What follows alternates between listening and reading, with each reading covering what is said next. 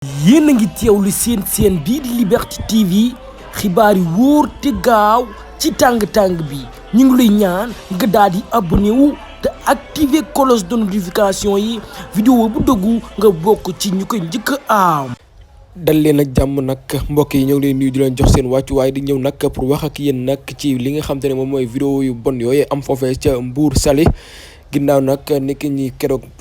démb li nga xam te ni moom mooy ci 15 août bi ay nit ñu bëri maanaam ay xale yu jigéen ak ay xale yu góor yu bëri dañuy dem foofee nag ca Mbour Saly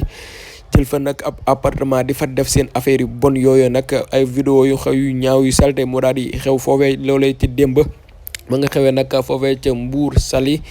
ay xale yu jigéen daal yu doon def ab lomotif nag comme nag ni ko tubaab yi defee dëgg comme nag jouer mburum nag pornographie loolu nag la daal di am foofee nag ca Mbour Saly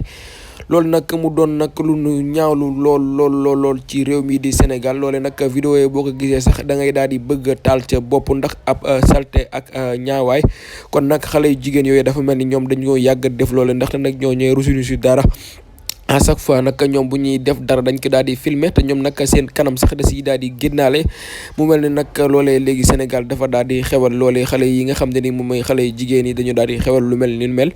ku di ba kuy def sax lu ñaaw teef da nga koy filmer mel ni nag da nga yaa nekk ci région wala da ngaa def nag lu baax loolee nag mu doon loo xam te ni lu yéeme la lu ñaawlu la si dëkk bi nag di Sénégal nga xam ne nag ay kilifa yu baax a fi nekk ak ay kilifa aada ak ay cosaan loolee nag ñaaw na